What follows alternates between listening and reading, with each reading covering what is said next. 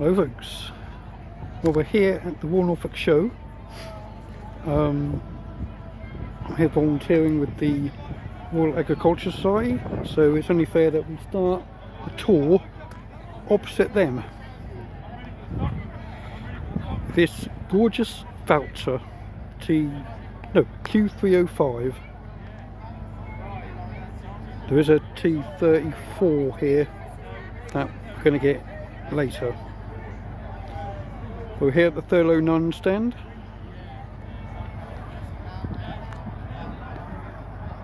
Over here we have an Amazon sprayer.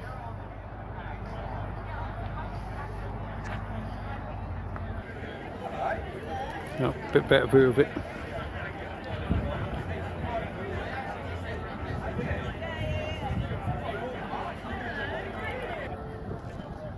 Not a shot of that gorgeous Q305 Valtra.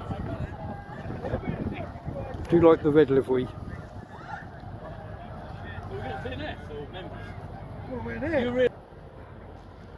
The biggest fin on display today, and we have 3 in total, but this is a 832, brand new last year, so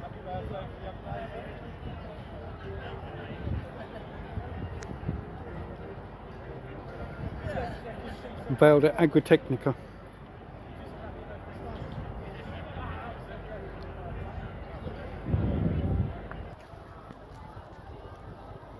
There's another shot of it as well. It's got a Claydon cultivate on it.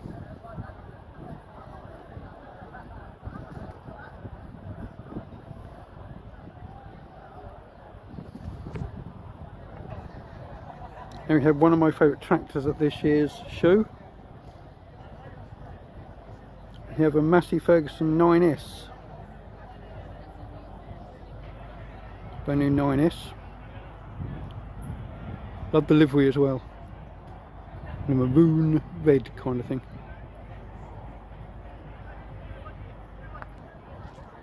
It's a 9S 340.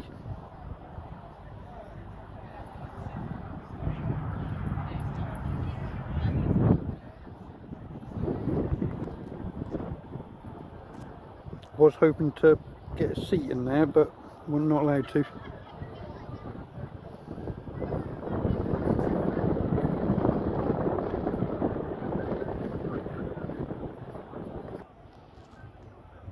It's another Fendt we're going here today.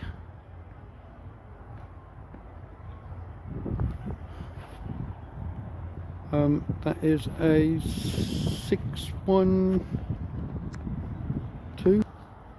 No, it's a 618.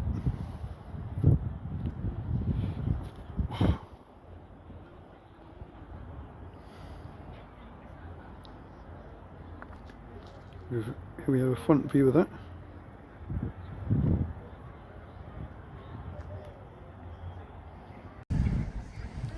We are now folks about the show jumping.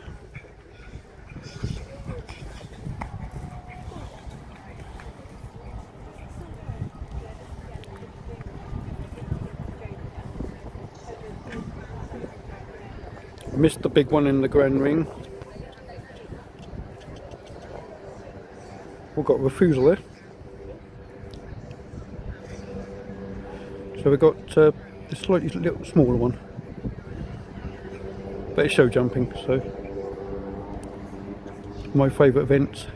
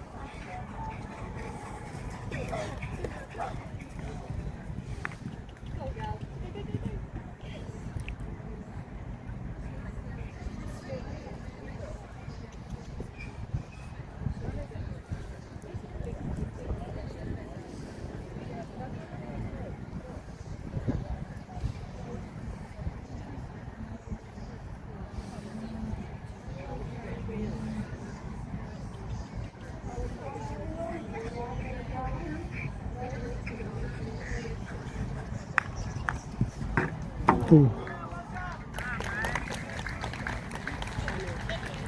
Joker goes. Hello.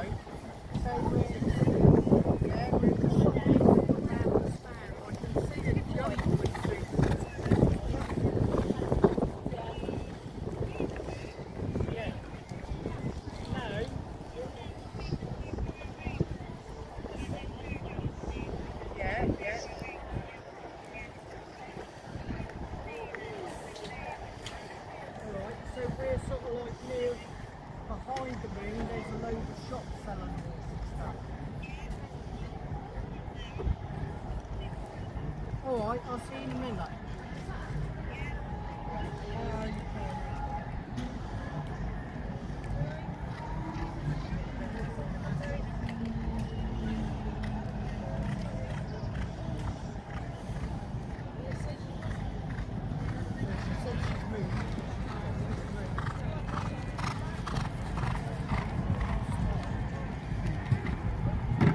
Ooh. Unlucky though.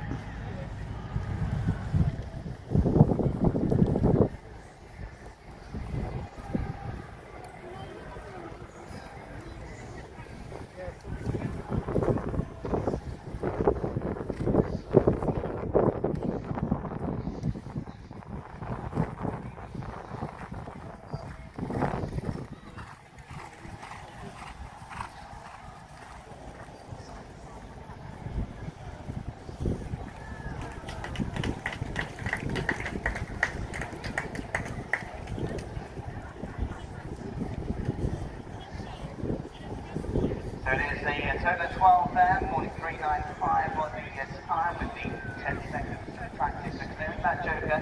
So it is 12 at 43.95. It goes into 9th there for Daisy Sawyer and from Dean Hart.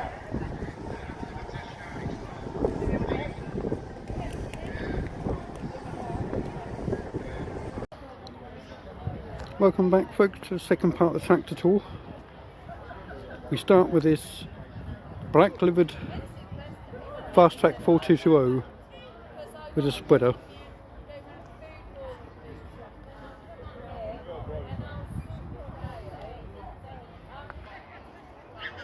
And here we have some crop sprayers.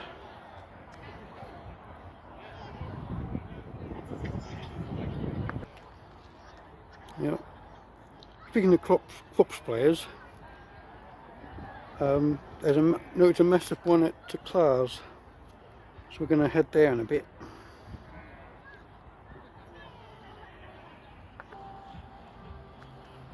Here we have a case at. We've got a couple of McCormicks now.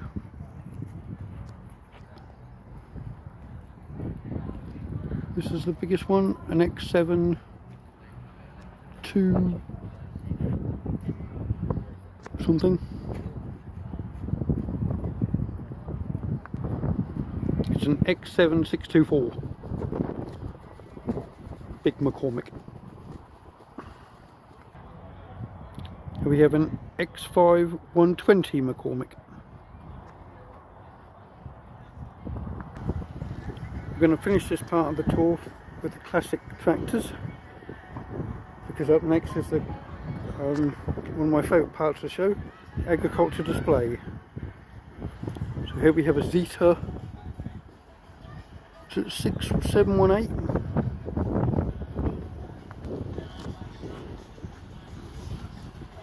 John Deere.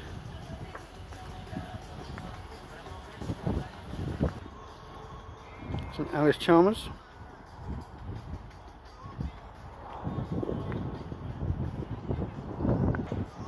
There's small Alice Chalmers.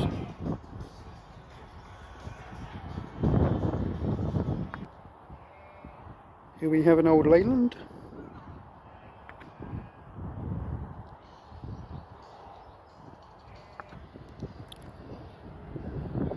I think that is a Massey. It might be a Case.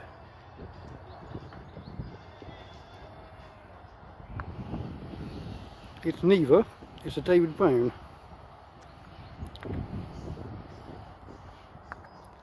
Got some Fordsons here. and hear Lieutenant Pigeon Mouldy Old Doe playing in the distance.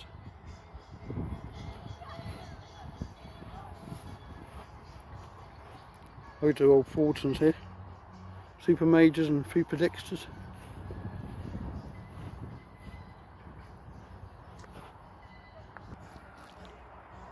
My first ever Britain's model tractor, a Ford 5610.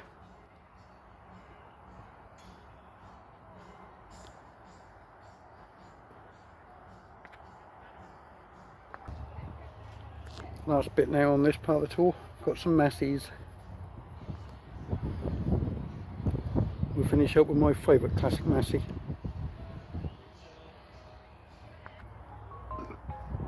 And we have it as a 135.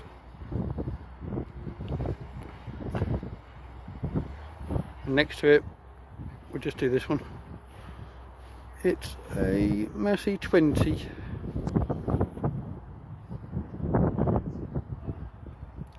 I think this is the one I see at the Village Classic Tractor Show.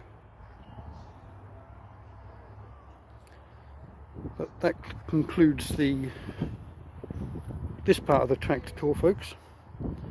We've got Claas, Ernest Doe and Case, and John Deere to come. I want to finish with John Deere this year because they've got the biggest tractor here. So keep watching, folks. Next up we have the agriculture display. Should be a good one. He'll spin him in a minute. I've got the He'll Shetland spin him in a Pony minute. He's let him Derby. go. He's let him go. And it's opposite of O'Connor gets them underway out of the first.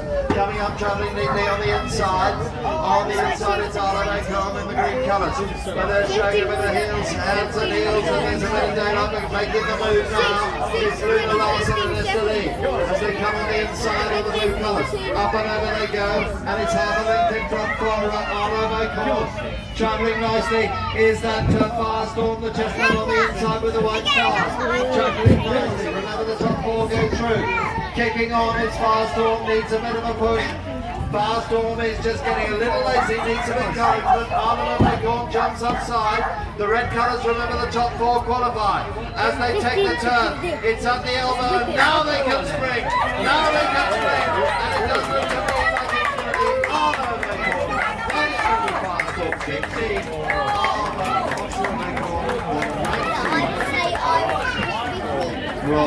Takes the added lead in the front of Dallas, travelling really well as Schubert and O'Connor and Nixtadine, and they're upsides each other, but it is a very closely fought race. Nixtadine goes wide, coming up on the inside it's Briar Highlight.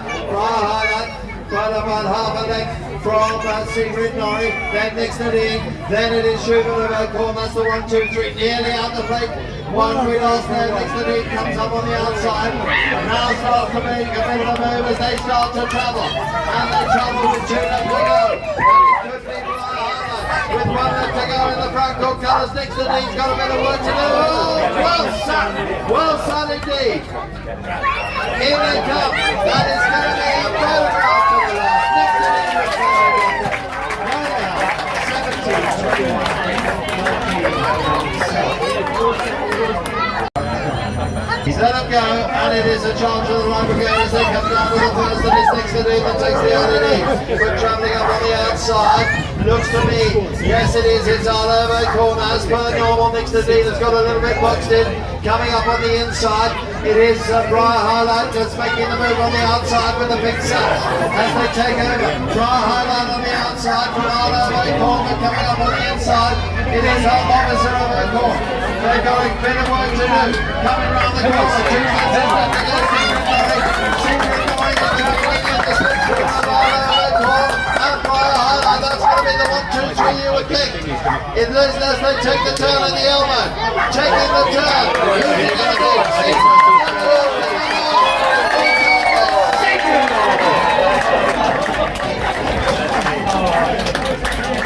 Secret Norrie from Arlo O'Connor from Highlight from Firestorm. Here we have the next part of the tractor tour, folks, and we start off in the Discovery Zone with a Case Puma 175.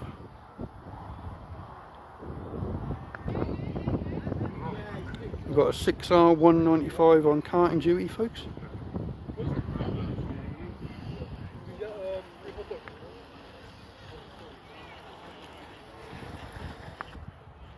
And here we have a T6 800 with a 30-foot header.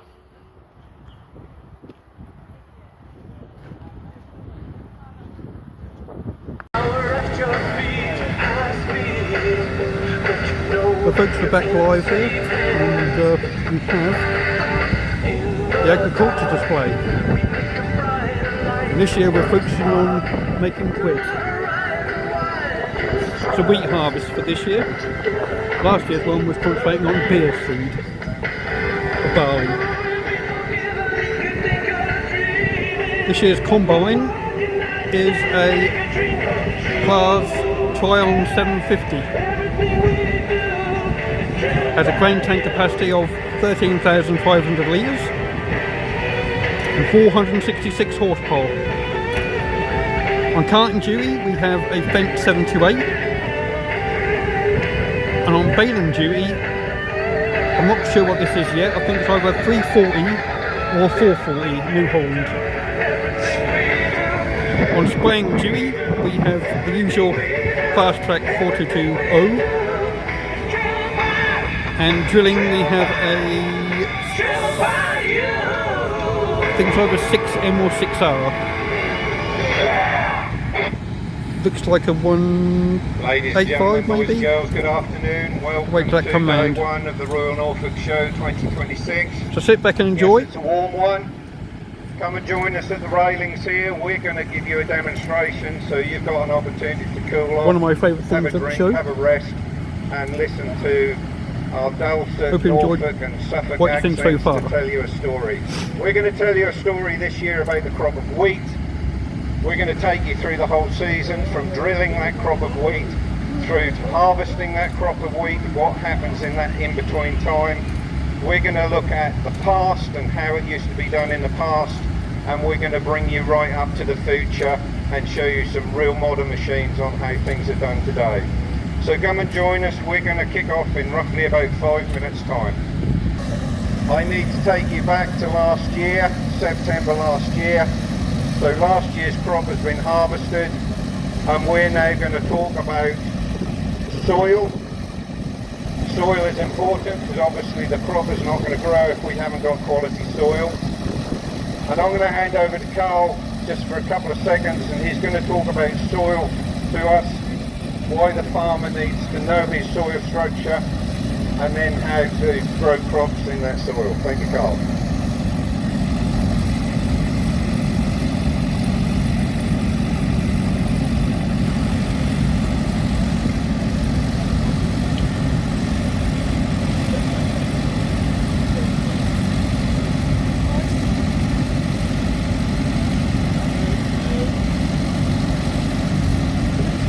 Hello? We're away. This one works as well, Carl. I thought you were a technical guy. You're pushing the wrong button. Heat getting to us, so that's alright. Well, good afternoon everyone, welcome to the demo ring. As Richard said, my name's Carl Hyland. I'm Group Innovations and Trials Manager at Ben Burgess, your local John Deere dealer. So I've been asked just to come and give a brief overview on planting wheat with Chris, but it all starts with the soil. We need to know what is underneath us, how to look after it, what's there, what nutrition, things like that, to grow your perfect crop of wheat. Because at the end of the day, we all want to aim towards the magic 10 ton, and each seed that we grow, we want to have multiple years we're grading. So we need to understand, but how do we understand what's in our soil? There's many different types of soil across East Anglia. It's all been dropped off from places many years ago, way before mine, and certainly before there. So, and it's also variable. So there could be light, there could be heavy, there could be a mixture of soils within the field, so we need to understand that. So before we even grow a crop of wheat, we need to understand what's down there from that side, which we can do with a scanner to assess the soil.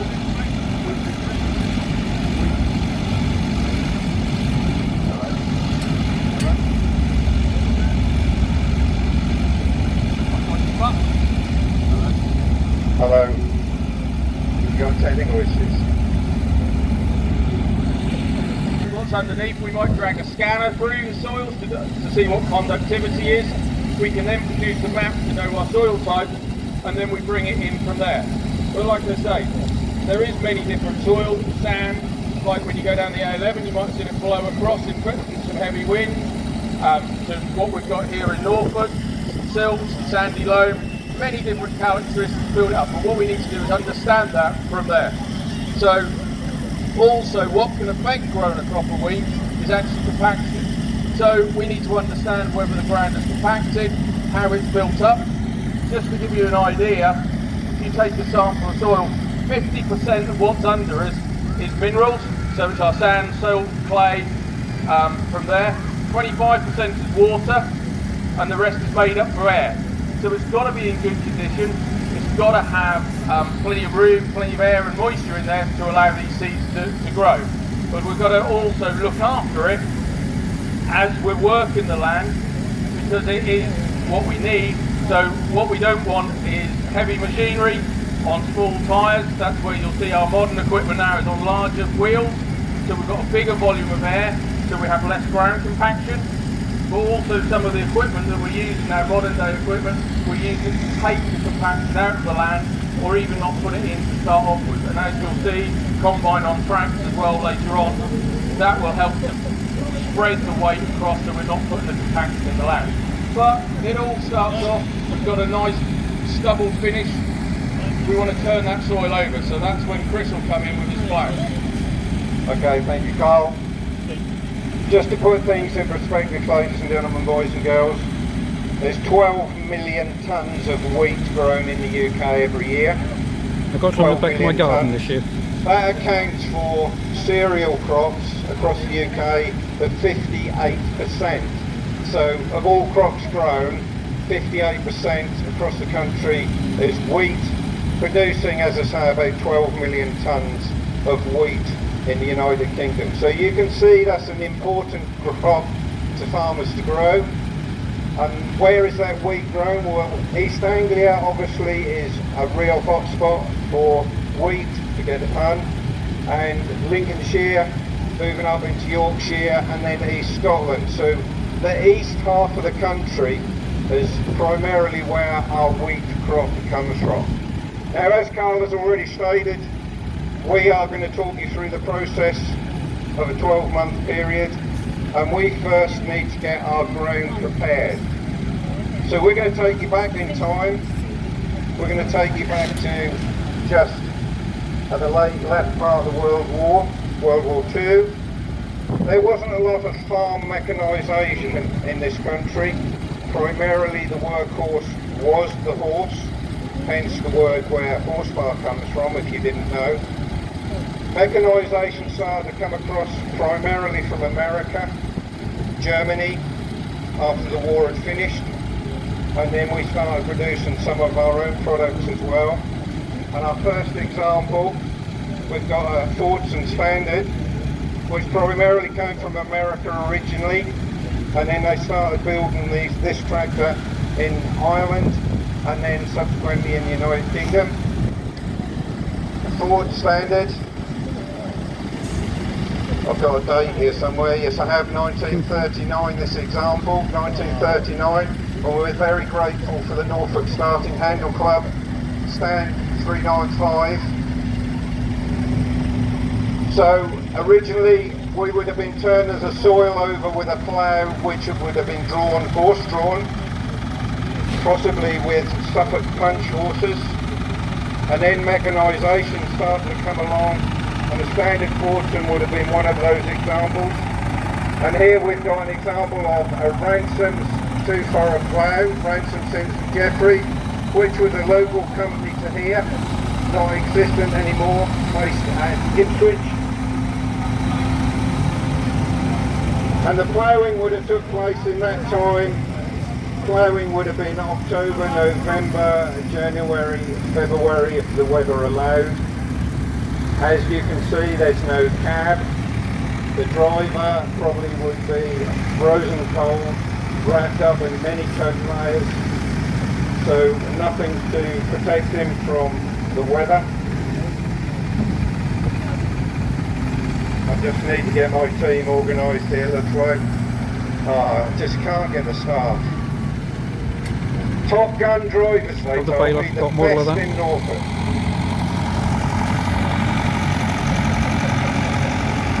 So a plough, basically, what's a plough doing? It's a big spade, really. We're turning the soil over. We're bringing from the bottom to the top. Today we don't see a plough in the field so often. We do still have ploughs, but we have big tillage and cultivation equipment doing a very similar job. So as he does his last run, again, just an example, and this would be roughly the speed he would be going in the field. Obviously the forage would be in the ground, turning the soil. I'd go wrong if we did that today. And you can just imagine the board driver, how long he would be in the field doing this. And even if you go back a little bit further, the driver would be walking behind steering the horses, wouldn't he? Pulling the plough. Okay, so once we've ploughed our field, or we've got the soil turned over, I need to we drill it. obviously then need to prepare the ground and plant a seed. And Carl is going to explain to us with this lovely piece of equipment from Ben Burgess, John Deere, Oh, it's an hour. with a coon drill. And Carl's just going to 6 hours explain something. what happens and how we Think get it the comes past. seed precisionally in the ground. Thank you, Carl.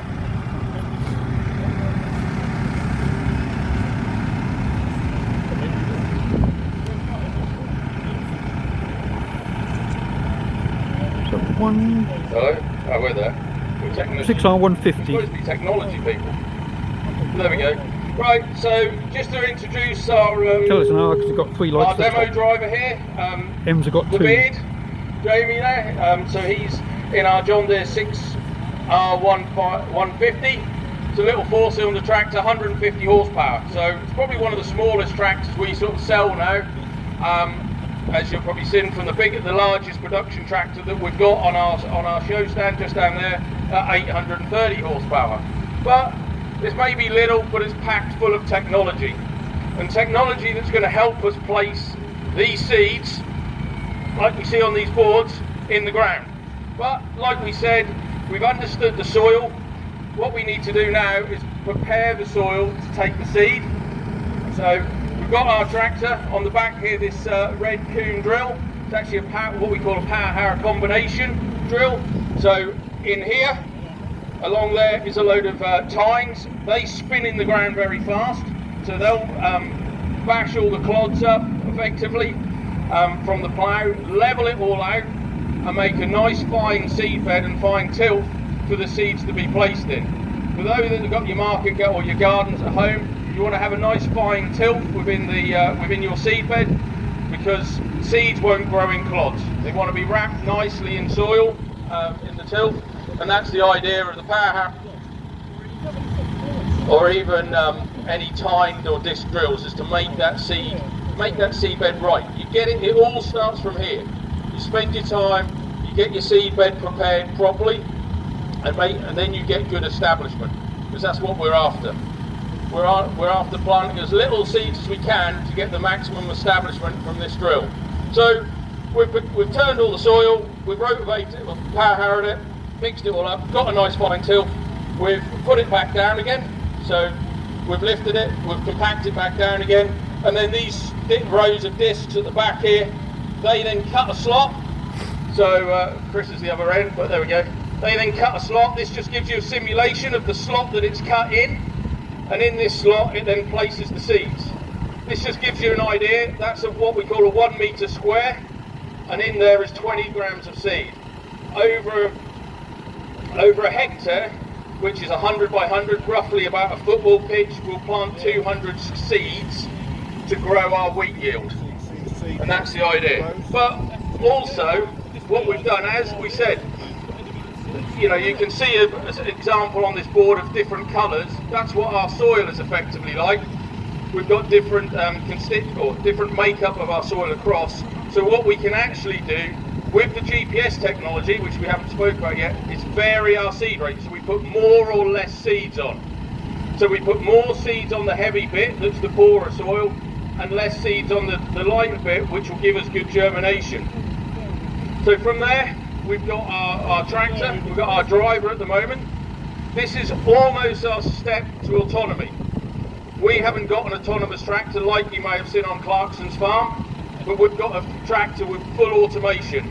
So this particular tractor, and give you an idea of what auto steer does, it will drive itself up and down the field parallel to each other. So he'll get to the end, what we call the headland, turn around, and he'll come back parallel to where this is. All done on GPS. To that accuracy. To inch for old money, 25 mil to new money. So we'll drive that all through that yellow dome that's on the front of this tractor. But also, if Jamie now starts to line himself up, also what you'll see is that this machine, I said it's nearly autonomy, all Jamie's got to do is sit in the seat to maintain the safety part. The tractor will do all the turning between the headlands. So as he now starts to drill, he'll just do a round, he'll get to coming out of what we call the headland now, the drill will drop down, and the power harrow will then kick in. So that's now effectively cultivating the soil, putting the seeds in to what we tell it, to where we want, and then also just raking them in at the back. But now as he gets to the end, what will happen, you'll see it close to this end, so don't worry too much, it will lift up and turn around and come back. But why do we need GPS? Anyone got any ideas why we need GPS? One is accuracy, efficiency, reduce fuel, reduce input costs, and putting the stuff where we want it to. And also, as you drive around the Norfolk, Suffolk countryside, or wherever you came from, you'll see these nice straight lines in the field. They're called tram lines. Yeah. They're for following operation, so this is what Jamie would have put in. But if you make them accurate and put them in the right place, you will get the following passes that will follow exactly 36 metres, 12 metres from there. But it's all to reduce inputs and improve efficiency from there. But now, hopefully, technology will work on the tractor side, which it will. Jamie, they're quite relaxed. When it gets to the headland, the drill will automatically lift up, the tractor will make its turn, and then what it will do, it will miss 2 or 3 passes, so this is being efficient, miss 2 or 3 passes down the field, and then it will set itself back in again, and off it goes. And then he can just keep working across the field from that side.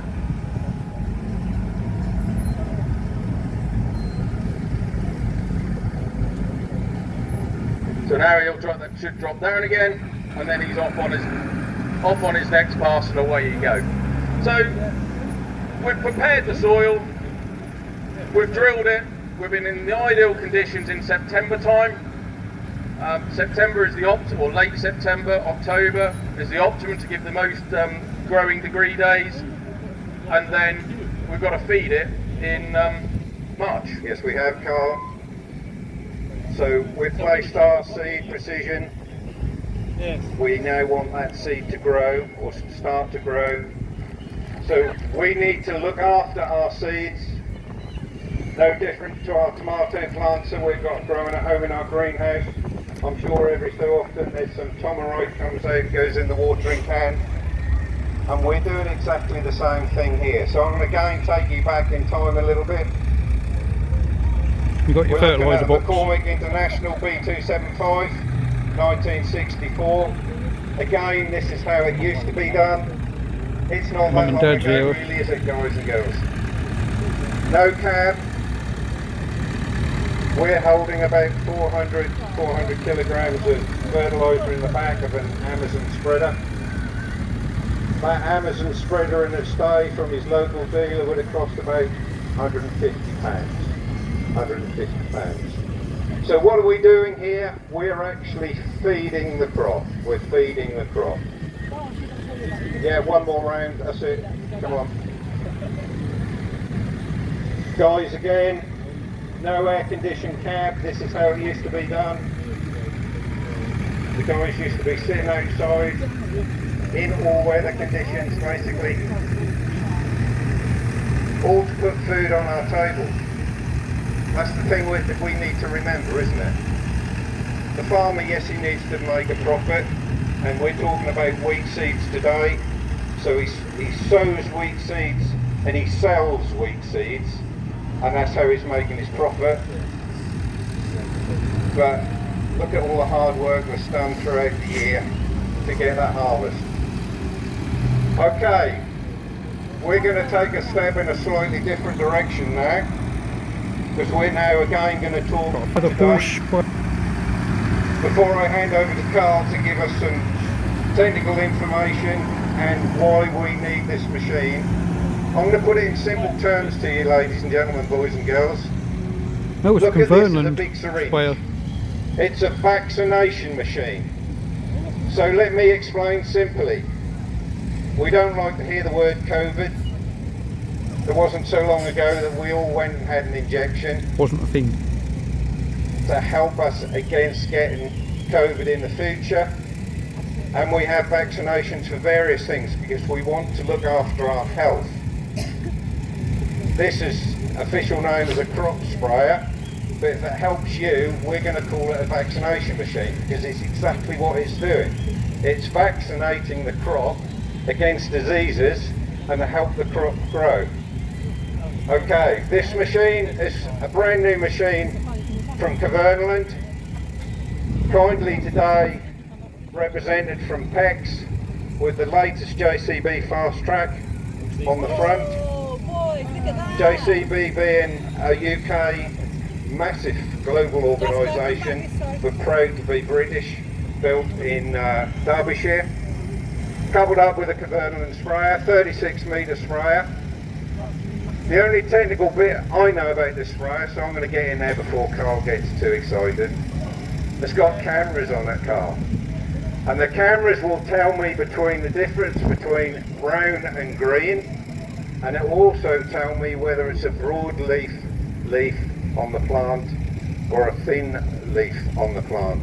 And if you think about it and the technology that involves, that's quite interesting.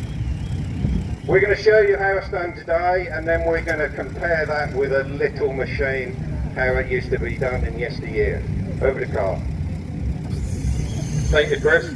Right, so you've just seen another Chris, the operator of this machine, has just opened his wings. So them are 36 metres wide, up and down a football pitch once, and you'd have covered the whole football pitch. So you'll see as he just lifts and whatever he's planning about doing. Along this boom width, we've got nozzles every 50 centimetres, and we're optimised to try and maintain about 50 centimetres off the crop. So with the liquid that comes out, whether it be a herbicide to treat some weeds, or from there, and fertiliser, because we'll also feed the crop with fertiliser as well, so we'll put that on as a liquid form rather than a granulated form, what you've seen. They'll come out at 50 centimetres, and every one's metered. So what we're looking to do is probably 200 litres, the size of a football pitch, will be applied. But within this boom, like Chris says, there's cameras every 2 or 3 metres that are watching out for the weeds, because what we want to do is when we're spraying the crop for any weeds and that, well, we don't want no competition within our soil or within our growing wheat crop, because if we have competition, that can then reduce our yields from wheat. So that's why we're looking at cameras, but also with the camera technology now, instead of spraying everywhere within that field, we're just targetising again just the weeds. So we're just using as much or as little chemical as we need just to give that its own injection, rather than giving it a broad coverage. So that makes efficiencies, environmental friendly, and brings from there. But remember I said about tram lines? So the tram lines that you see up and down the field, this is what the sprayer and the fertiliser spreader will follow. So that's why with Jamie with his drill, we want to use GPS technology to make sure that we are putting them in every 36 metres from that side. Also, when we're feeding the crop with the latest technology, and if you've seen Clarkson's farm this time, we're using satellite imagery, we're using drones to actually look down on the crop. So from about March time, when cloud coverage starts to clear, yes, from there, they'll take satellite images every 2 or 3 days not compute them. We're looking at the green area index of biomass of the crop, which is the crop reflectancy back to the satellite, to see how good or bad the crop is. That then will dictate to us whether we put more or less fertiliser on to make the plants grow. If we say to do it the first time round as a poor bit, we might feed it more to see if it starts to grow. And then our second and third application, we might say, well, actually, he's not going to grow no more. He might be in a poor bit of soil or something like that, so he's not going to grow, so we'll actually put less on him. We'll put enough on him to keep him going, but we won't feed more, so that makes us more efficiency, and we're just targetising what we need and where. And that's all using GPS technology as well. Well, Chris will now just fire up, just to give you an example demonstration of what it looks like coming out of the back. Just for demonstration purposes, he's probably tuned the application rate quite high so you can actually see it. It's probably on 400, 500 litres a hectare, but you can see. But what it's actually designed to do is give droplets at the right size so it gets maximum coverage to the plant to protect from maybe disease. There's a thing called yellow rust that then will affect the plant, so we can't photosynthesis can't take place, and actually will then start to reduce the yield. But also, if you get the end there, Chris, that'll cool you down. Yeah, thank you, Carl. I want to be awkward now. I know we haven't planned this. I want to bring my little sprayer in as well now, on his little Super Dexter, with his Ransom sprayer on the back. He's got a 4-metre boom. Carl, this is how it used to be done. And we're going to align him right on the back. We haven't rehearsed this. We're going to align him right on the back so you as an audience can see the difference in the boom widths. Again, this man, as you can see, is in his full air-conditioned cab. He's got full PPE as well. Full PPE. Yeah. He's got his sun hat on today. That's his air conditioning. So we've got a little Fordson Dexter here. UK built, Dagenham. And then I'll keep metric. It's got a 4-metre boom, again made by Ransom, Sims and Jeffries at Ipswich. So, guys and girls, this is how it used to be done. This is the width he would be spraying at a time, and you can see a fair comparison against my little sprayer and Carl's 36 metre. I think if we ask them nicely, they both can switch their booms on, can't they? And then we can both have a shower.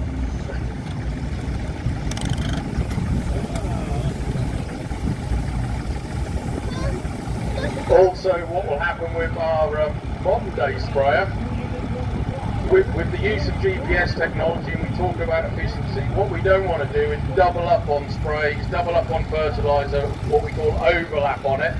So, as we've sprayed the field, we've gone round the headlands, we then start to do the main rig work in the middle. The sprayer knows where he's been, knows what he's applied, so as he comes in and out of the headland, the sprayer will automatically turn off and on, and individual sections as well. So be like piano playing down the boom. Each one will turn off as he crosses or enters the coverage.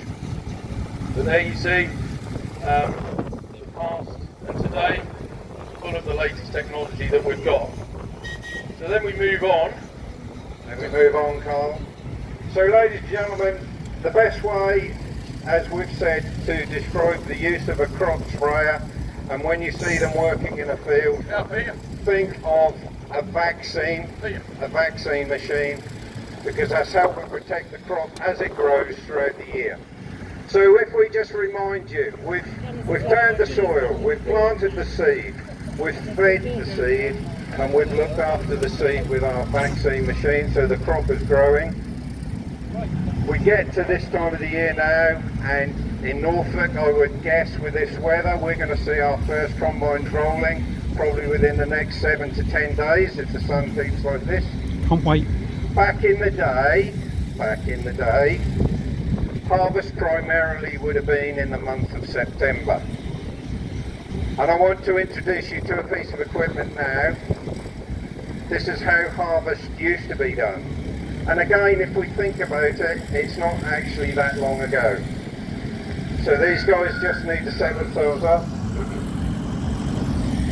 Again, the mechanisation initially after World War II came in from the United States of America.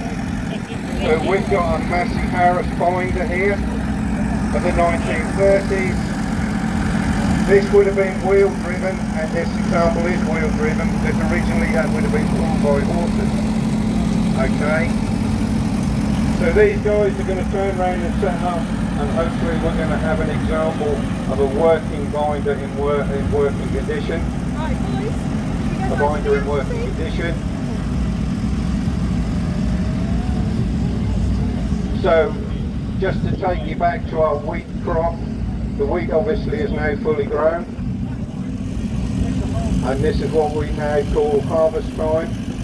So we're showing you harvest at the past, and then we will talk about harvest at the present day.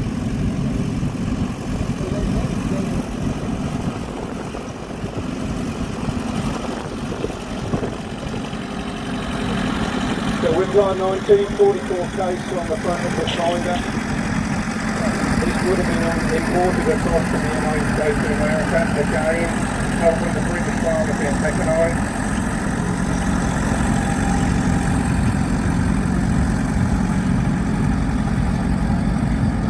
So as you can see, there's small bundles of the wheat crop coming out, okay? Well done guys, thank you. Now what ultimately would happen in the day, these would have all been stood up into sheaves, and they tell me, I learned something yesterday, every day is a school day. You had to hear the church bells 3 times, so 3 consecutive Sundays, before you then come and pick the sheaves up. And somebody's nodding their head. So you used to listen to the church bells on a Sunday, you needed to hear them for 3 weeks on the trot, and then the sheaves hopefully would be able to be picked up. So we've got some very kind guys here. They're not picking full sheaves up today, but to give you an example of how again it used to work, this would probably been in the month of September in the day. A hard job, probably a hot job.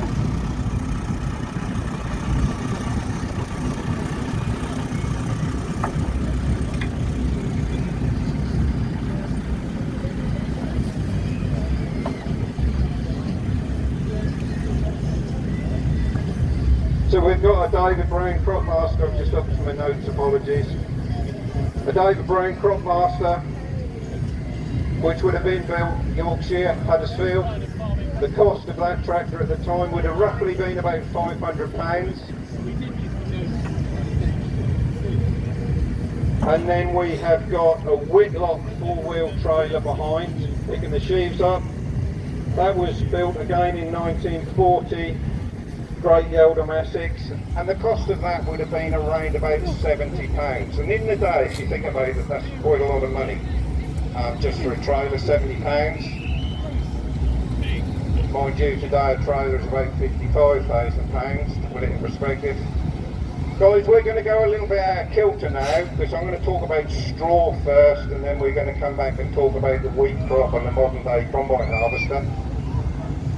So we have a product come out the back of the combine called straw. That is the stem of the wheat crop. Very kindly demonstrated today by Ernest Stowe with a New Holland tractor and a New Holland big baler. So the combine harvester, the modern combine harvester today, can either feed straw behind or chop the straw and put it back in the ground and use it as fertiliser.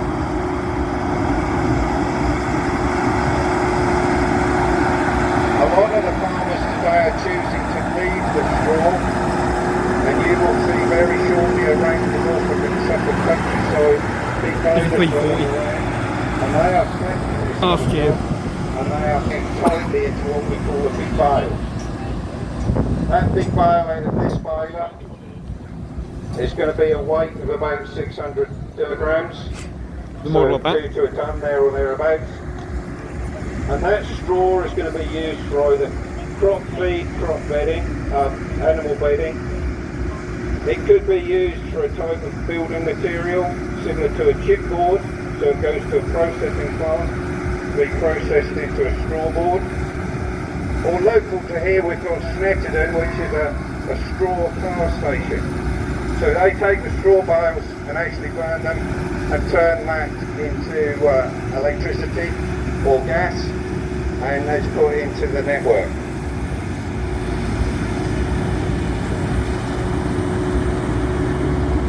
Doing this slightly the wrong way round because we should have had the combine first.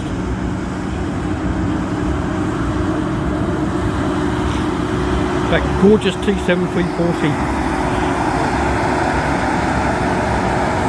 So this binder is going to produce a fire of 1.2 metres wide or 0.9 of a metre high, and there's a payload actually coming through that. Okay, ladies and gentlemen, this comes to the finale. We tend to call this machine irrelevant of a colour, but today we're represented by Classmans. Class is a German company, and they have their headquarters in Bury St Edmunds, Suffolk, and a local dealer to you here up in Norfolk. We have a medium-sized You could look at this Triumph. as a big bread 30-foot making machine, header on there. and I'll give you some statistics in a minute. It's just going to make a lot of noise shortly. With 466 horsepower. So the example today is a Triumph 760, powered by tracks at the front to propel the machine. It has a 10.3 metre calibre. The grain tank, we'll talk about the grain tank in a minute, but it roughly holds 11 tonnes, which is 12,500 litre.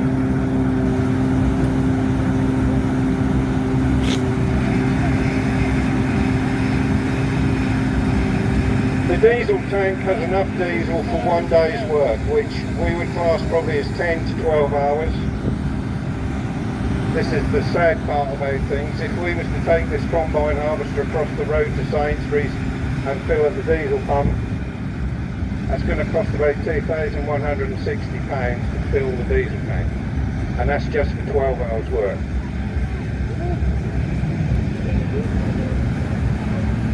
So hopefully now our driver is going to put his unloading spout out. We're just going to simulate an unload. We've actually got some wheat grain in the tank.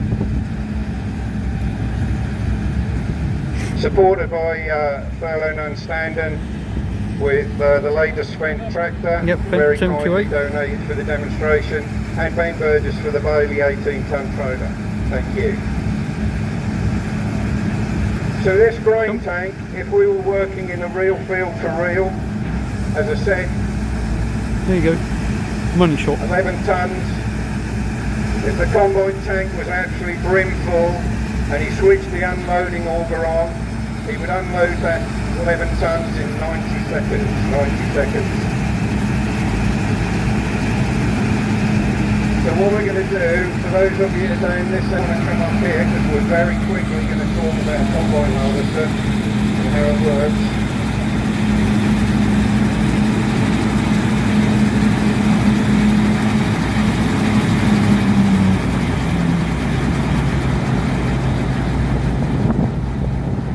Now if only I could get this close to combine in the field.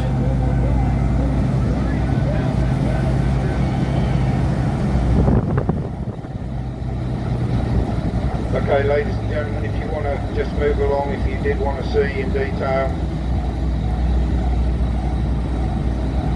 the cost of this combine, that's what I was looking for. It's got a 510 horsepower engine, and you're not going to get much change out of £767,000.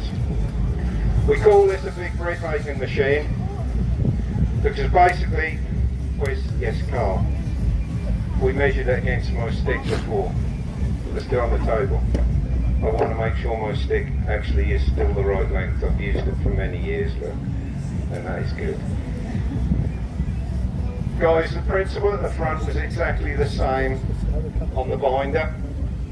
So nothing's changed on the front when we talk about the cutter bar. So if you can imagine the stick in my hand is our stem of wheat that is now fully grown, and on the top we've now got the seeds. We call it the ear of wheat. So from one seed that Carl talked about that we planted last September, we nurtured that seed through the winter period with fertiliser and our vaccine machine, and it grows to the height of my stick, and then on the top where my fist is where we've got the ear of wheat. And that's the seeds that Mr. Farmer is interested in, because that's what he's going to sell, that's where his profit is coming from, and that's how we're going to make that loaf of bread on the table. So bear with me, because I'm going to go through this very quickly. So we've made the combine safe, as you understand. If the cutter bar was at cutting height, where my fingers is now, that's where it's going to hit the stem of the plant. What's left behind we call stubble. You've probably heard the terminology stubble. So the knife cuts the stem of the plant. The stem of the plant falls towards the auger all the way along. The auger is like a big conveyor. It brings everything from left to right in the middle. In the middle, the whole plant with the seeds goes up the conveyor. Once it gets to the top of the conveyor, which is just underneath the cab, we have a massive cylinder going round very fast. We call it the thrashing drum. The thrashing drum. And what I failed to say in the olden days, if I can say the olden days, when we had the binder demonstrated, they would do the thrashing statically later on, which would primarily be in the winter time, and it would be a static thrashing drum.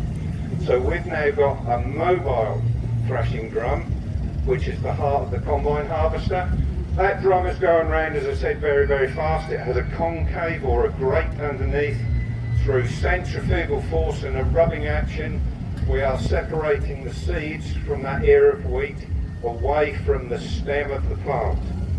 The seeds go through a sieving system with a blast of air, and then with a conveyor, they end up in the big grain tank behind the cab.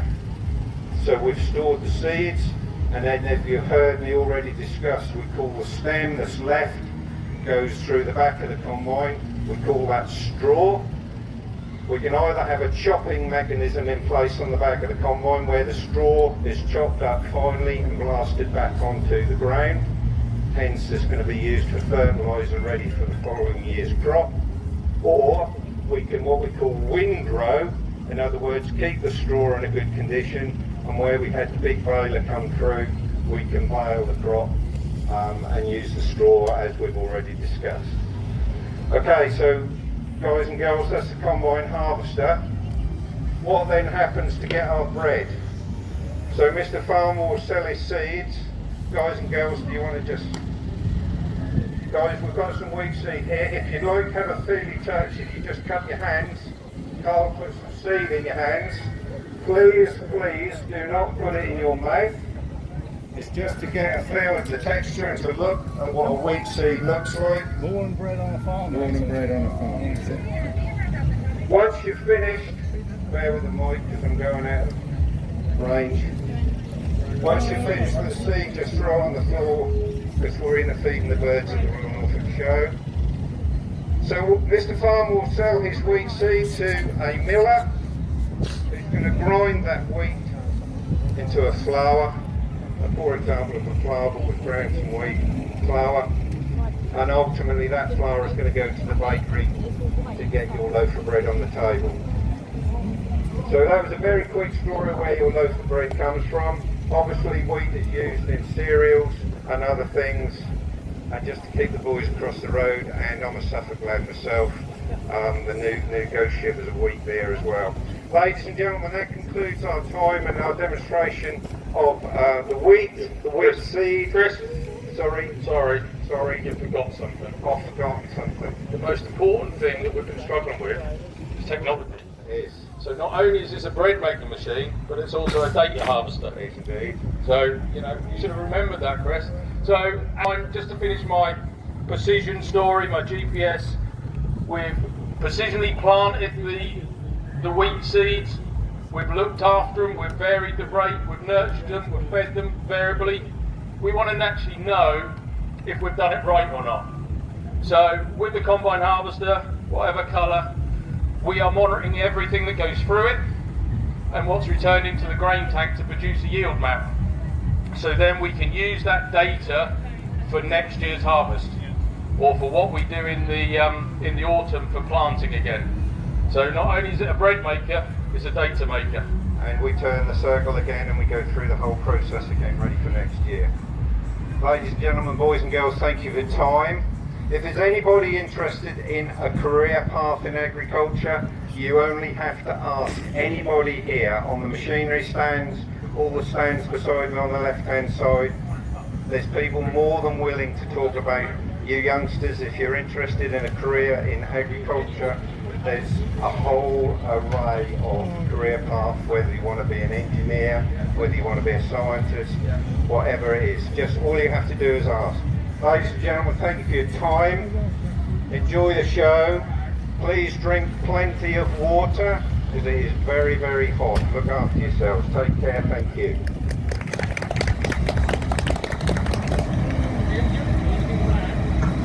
Well, I hope you enjoyed that, folks. We're going to continue the tour now. On to sugar beet now. Thought there'd been a roper tiger here, but there's not. But what we do have is this Moore's sugar beet collector. It's not a harvester.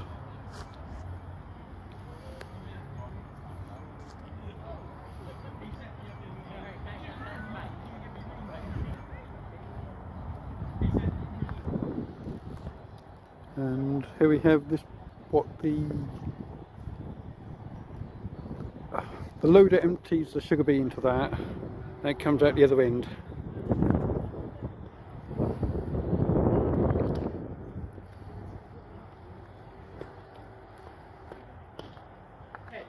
There's another look at that Moore's.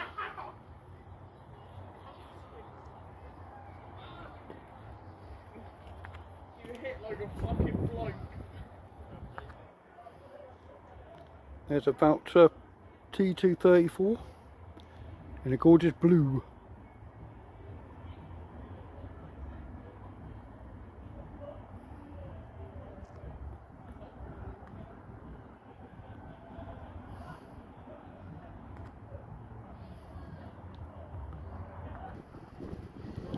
Right, last few tractors and telehandlers on this part of the tour. We have JCB and Kubota. Got an Agri Extra here. I do have a model of one of them.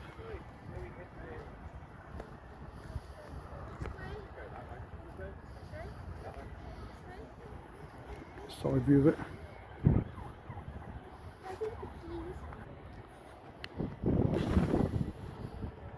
There we go.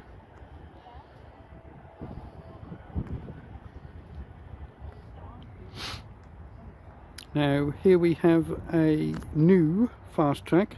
It's a 6300, 300 horsepower one.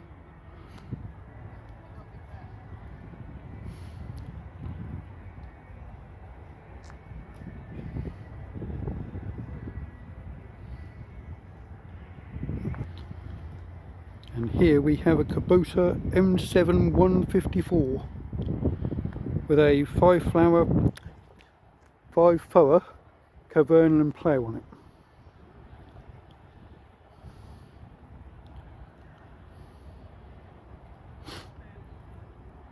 I think I could definitely pull 5 flowers easily.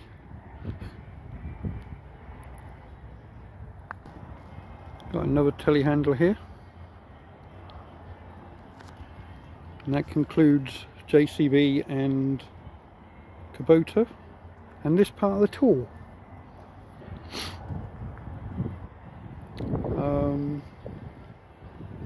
I think we're going to the Grand Ring next, from show jumping.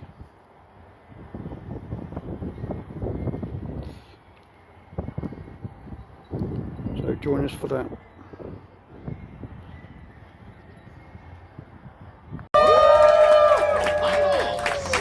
Ladies and gentlemen, welcome to Royal Norfolk 2026. We are indeed the Knights of Middle England. My name is Chaucer. I will be your compere, your guide, your host and rules and regulations of the tournament you are about to witness here today. A tournament unlike of which you may never have seen. And with me, to aid me all the way through, is our youngest and newest member of our team. This is Talos Craftsman. Now, my lords and ladies, I need your help here. Talos is our newest and youngest member of the team, and he needs your support, he needs your aid, here and now in this arena. So, on the count of 3, lend me your voices, help me prick up his ears, and let's see what Talos has got. We thought it'd be a great way to introduce him to you all here today at Norfolk. So, with me on the count of 3, 1, 2, 3!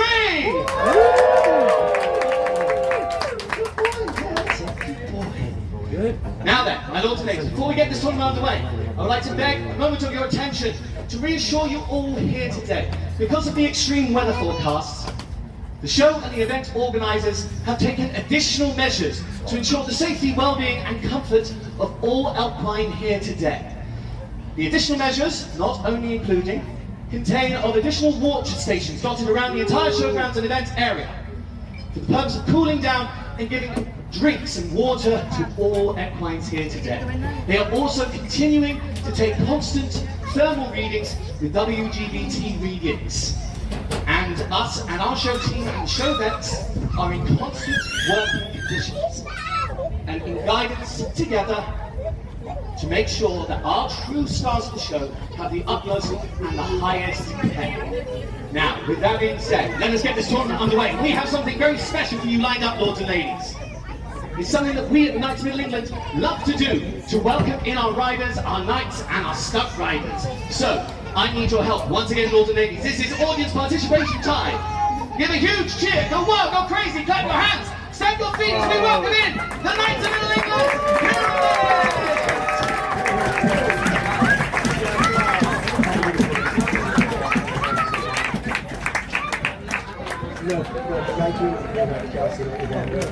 There she goes by. Give a huge cheer and a wave to Georgie, our stunt rider atop our 2 gallant knights. Our 2 gallant knights with their amazing trusted steeds in unison, in time, in the red. Daring, trust and training. Lots of training and trust between rider and steed. Something we at the Knights of Middle England love to do. We love to give time to our horses and time to our riders. You might know him as the King's Man. Give him a huge cheer.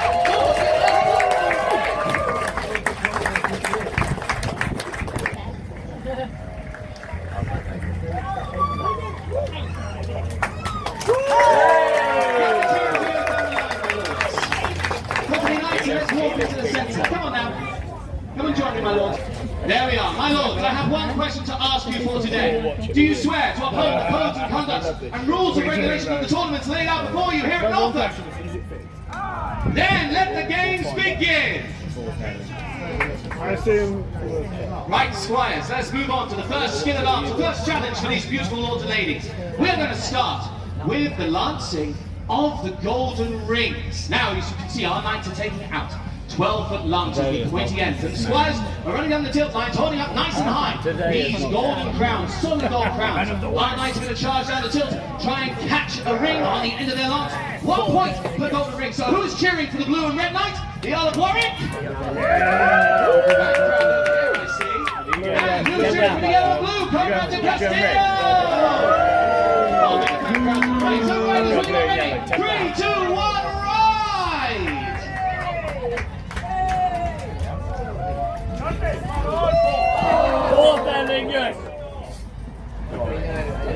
Oh, not quite. They both got their first one, I believe. Conrad, he got 2, the other one missed his second. Let's send him again one more time, lords and ladies.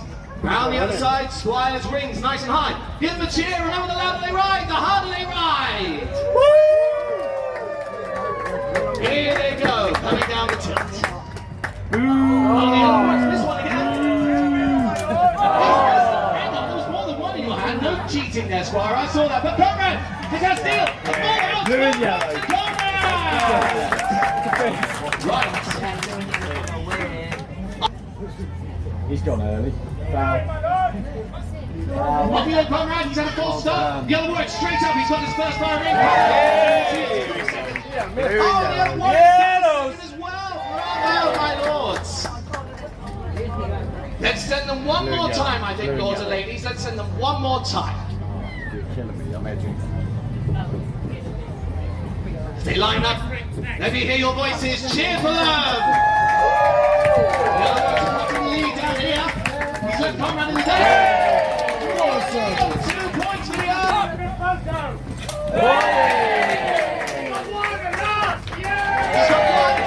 He's got 2, the other Warwick. I tell you what, my lords, let us go again. Let us give us another run, but I want to up the challenge this time. Squire Joe, Squire David, hold your rings. Come round against it. 4 points for the arm, bring him into the lead. I did, my lord. Very, very impressive. No, we can't put the ring on him now, Squire. Hand about. When the caster's hot on his heels, he's like lightning. The other Warwick has his brand. Come on, comrade, the Castile. Doing it. He comes charging down the tilt. The other Warwick's clearly in the lead, but can he get the bladders? 1, You are boy. 2. Wow, the comrades on his first. Oh, it's not even a competition. And the second. Congratulations, my lord. Bravo. Well, Going down the 46. you were so fast it went out. Double. So now with that, points are level pegging, I believe. One wonders. Way they go, they salute. They line up, they're like lightning down here. Wow, 2 clean strikes, a point each. Bravo, my lords. Turn and arm yourself upon the tilt. Oh! Strike from the other Warwick was so fierce. Him and his partner Sam really are a hammer.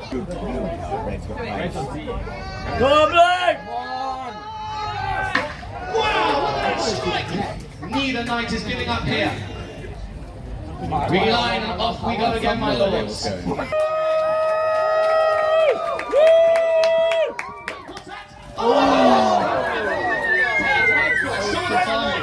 That's got to be a point. Taking that off!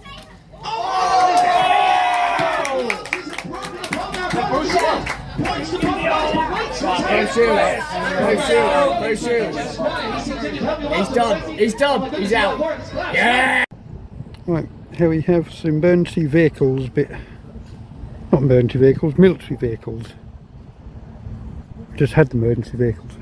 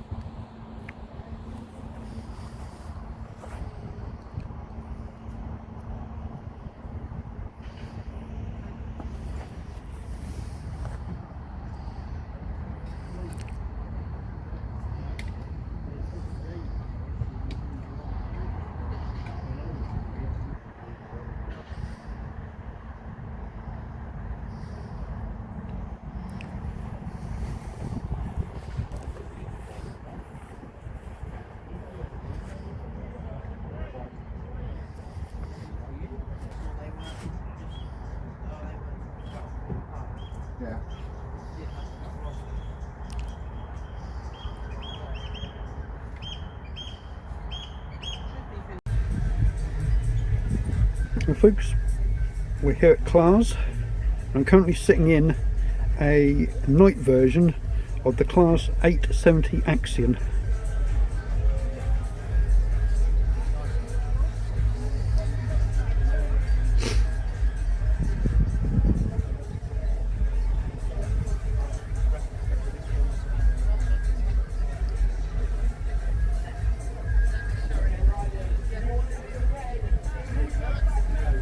Going to have a sit in the biggest tractor on show later, the 90X 830. It's okay.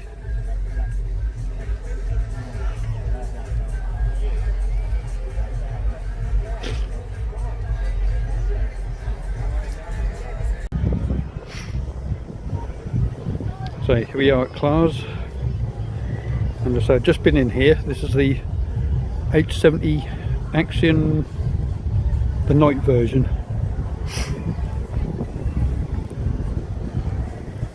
I love a model of that.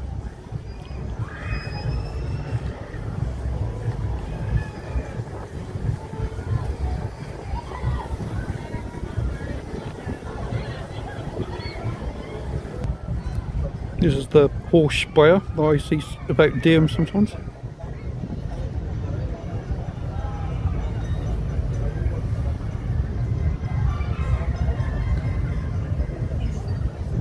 And a Legend grain trailer.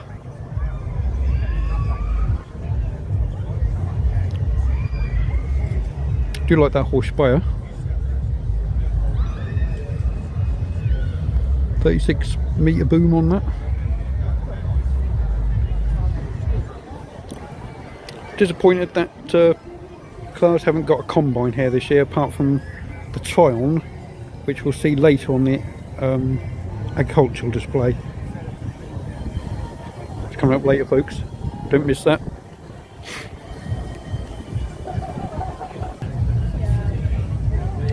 Up next we have a 630 Arion. So this is 230 horsepower.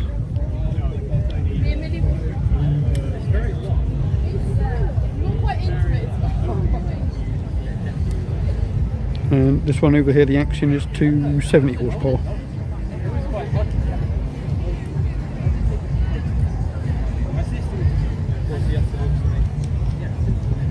I like the Action better, it's bigger. And I do like big tractors.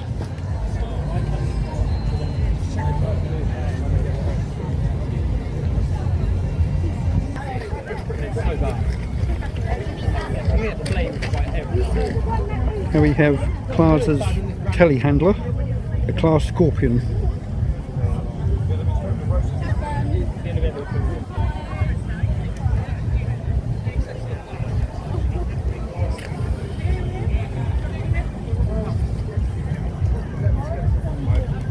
There's one of these based up at North Tuddenham.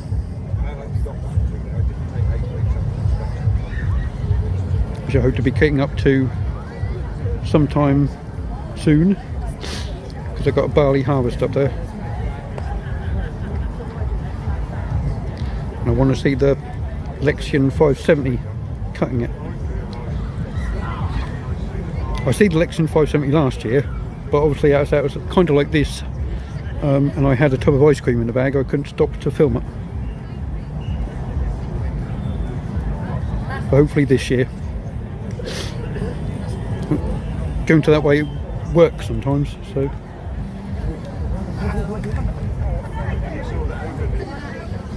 And here we have this year's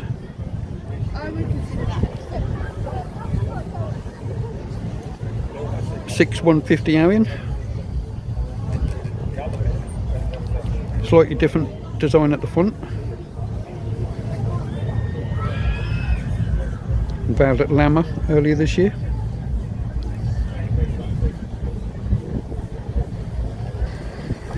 There's a new front design of it.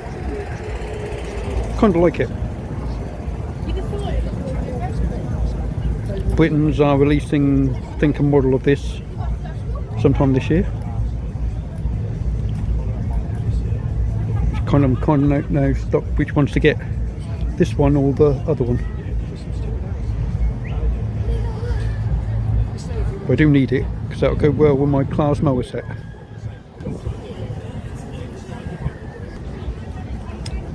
And here we have the 9350 Axion. I need to go and have a sit in that. Back in a minute. But before we do, need to get a front view.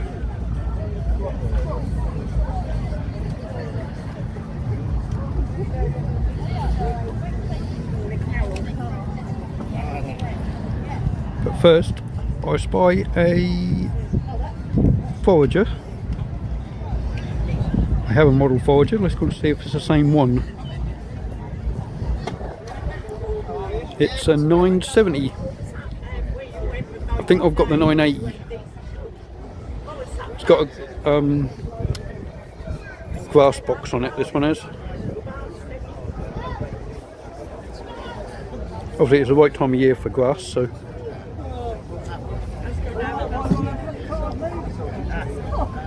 We're going to have a little sit in that as well. love to see one of these on a maize harvest. Getting stuck with John Deere at the moment, which is alright. It's in the 9900 of that on a maize harvest, but I want to see a Class Jaguar in action.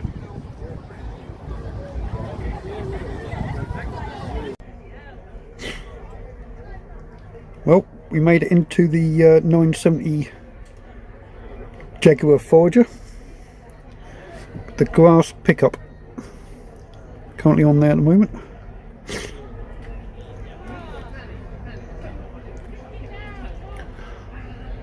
Cool. I love a Forager. Obviously I love combines even more, but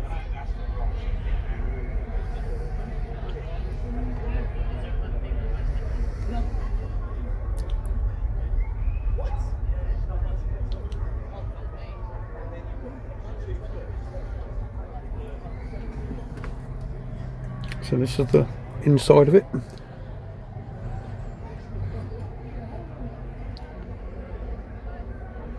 Kind of like what the inside of my model would look like. So we're heading over there in a minute, and that'll be the class tour done.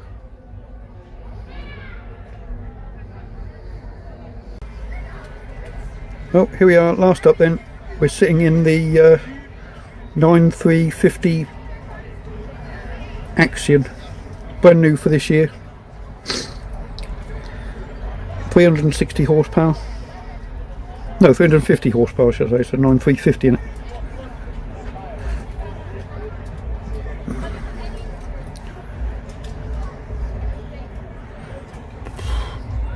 Nice little layout on the controls there.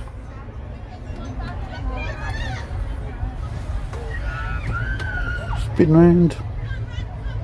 There's the Harrier there. Spin round, and then you've got your little linkage there.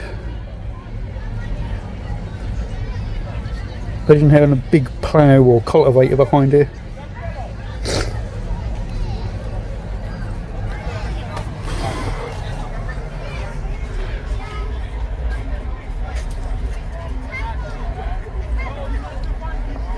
And then more soon. Up next on the tour we have the cattle and sheep with sheep shearing.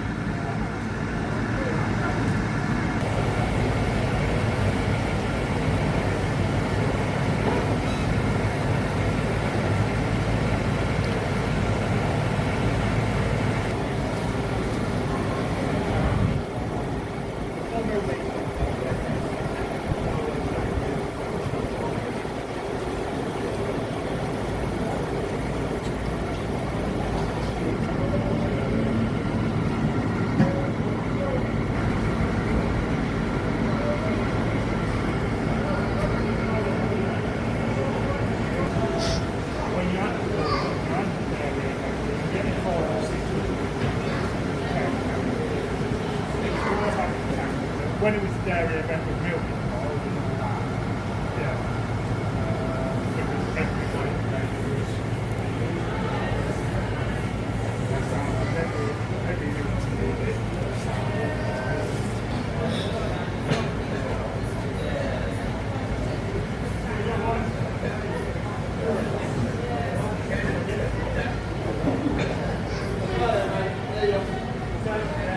Management, gamekeeping and farming. So, I mean, too young to drive any tractors, so I started getting involved with the red pole.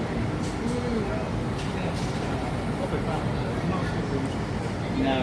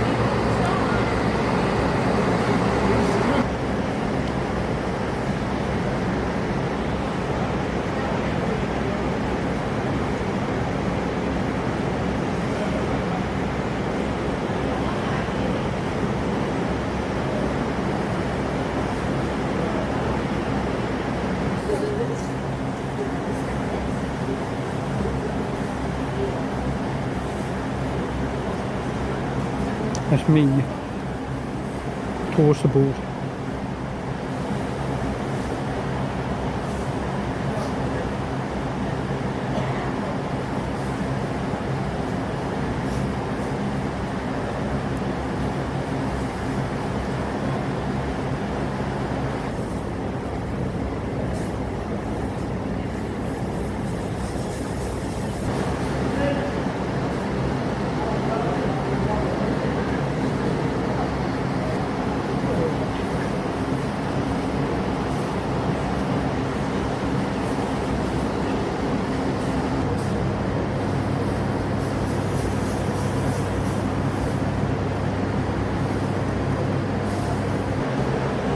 Got me again.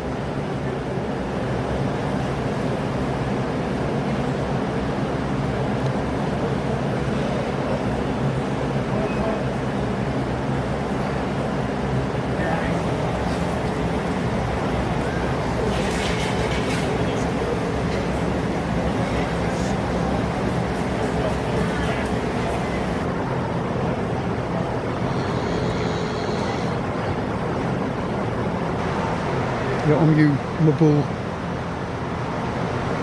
and towards the bull.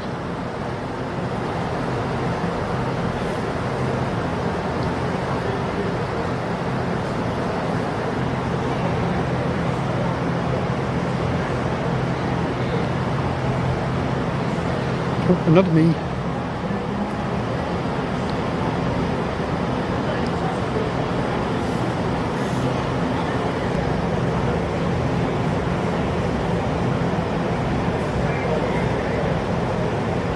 Your little bullock.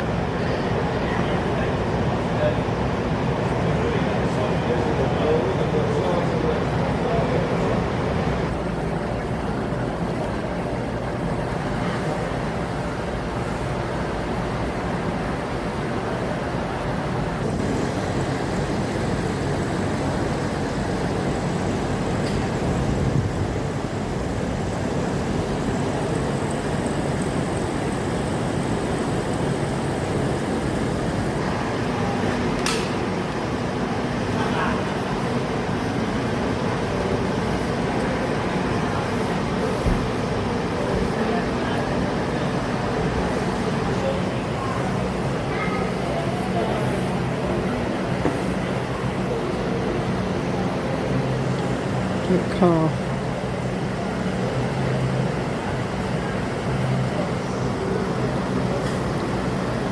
It's my big mum.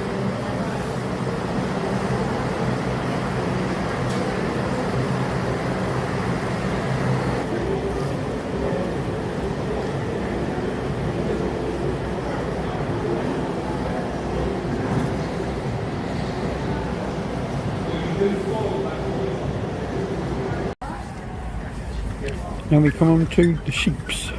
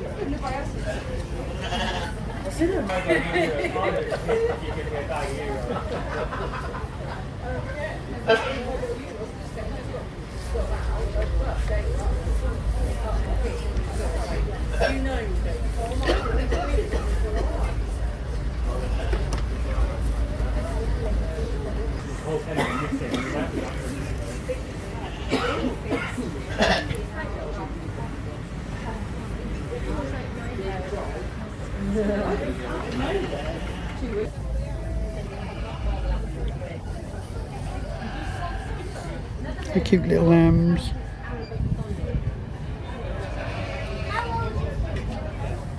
Well, he's only 3.5, so he's 3.5.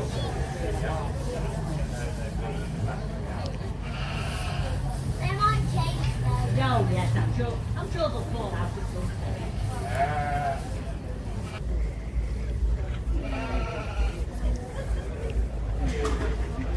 Mummy, come here. Let's go and bring it now.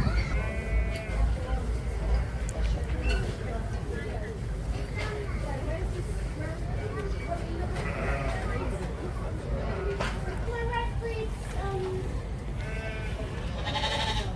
a paper that says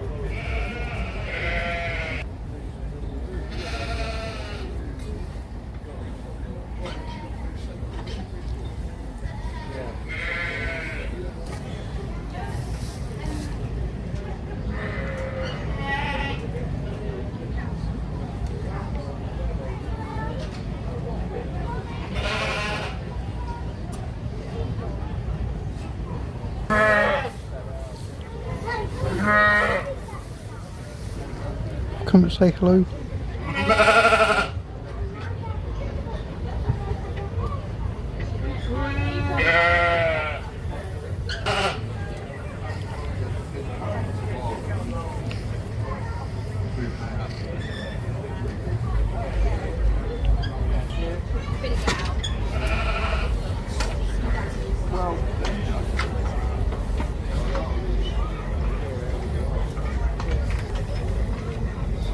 Right, last one, now off to sheep shearing.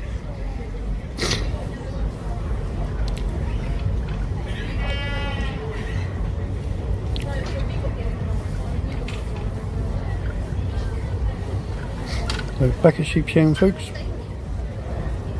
Sheep shearing demonstration at the Royal Norfolk Show.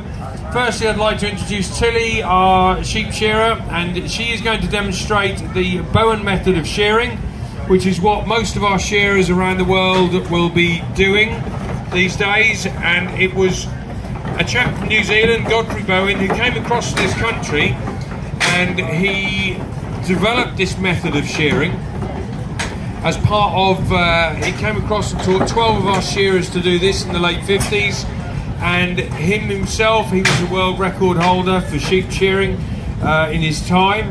And what he did is that, as you'll see as we demonstrate, say on this first sheep, it's very rhythmically, the way that we shear, the way that we work around the sheep, we keep the sheep moving. We try to keep the sheep off balance as well, because that makes them, they tend not to struggle so much with you. So as we're working around the sheep, you'll see how Tilly, she's holding the sheep with her legs and using her left hand to try and keep the skin tight or keep the sheep in a reasonable position. So she takes the belly wool off. There we go. So once this belly wool is taken off, we throw it to one side so that she can, it doesn't catch up in her legs later on in the motion of going round. Taking that first back leg off and opening up around the back side of the sheep, coming onto the neck, and if you saw it, she turned the neck one way, turned the neck the other, took off one side and then took the other side off.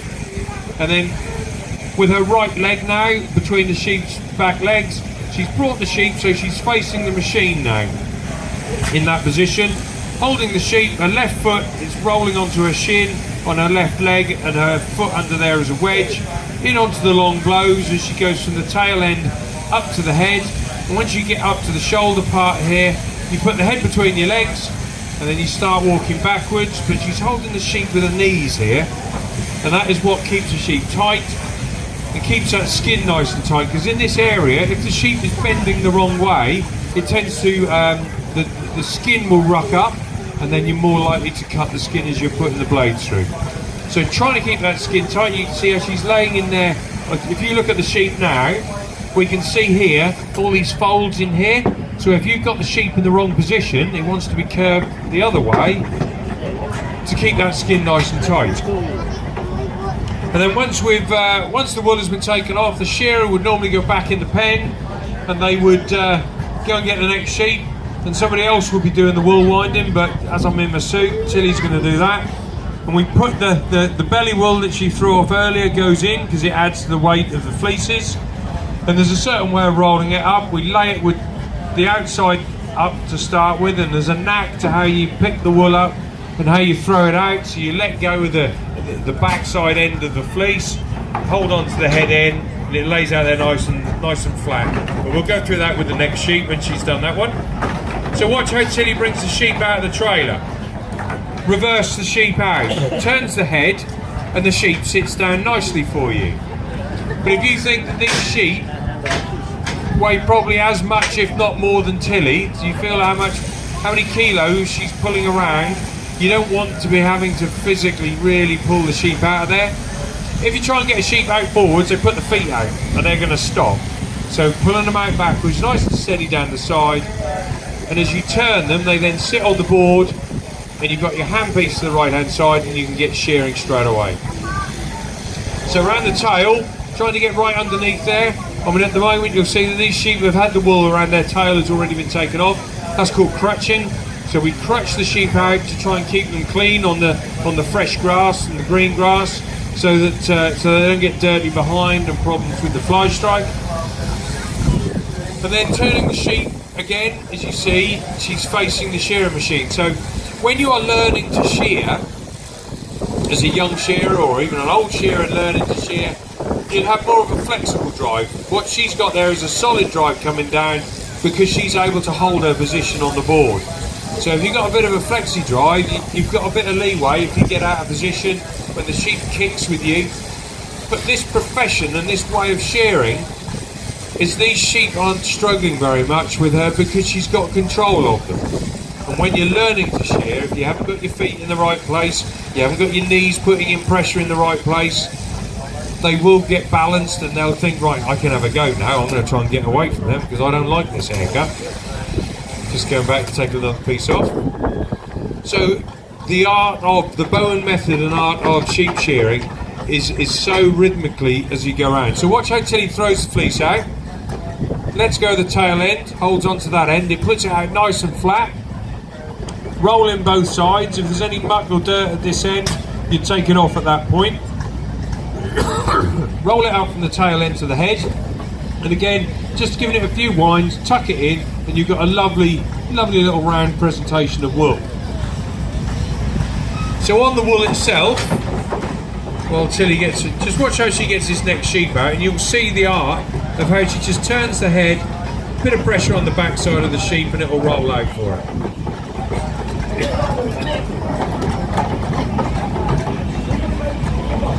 So again, let the sheep do the work. You get to that side, you're rolling the sheep backwards, turn the head, down they go. Look at that. Okay, they just go down. It's a nice way to do it. Years ago, before I learned to do that, we'd put our arms right round the bottom of the sheep, and you'd roll them up over your legs, and you're just grunting sheep about. It's hard work. So these methods and these ways of doing the job just makes it easier to do something that's really very difficult and very physical. Because I mean, when we talk to, we've been saying to other people standing in front of us today, the energy that Tilly would use up in a day's sheep shearing is equivalent to doing 2 marathons a day, every day. So you can think how physically and how mentally, well, even mentally on your body doing that.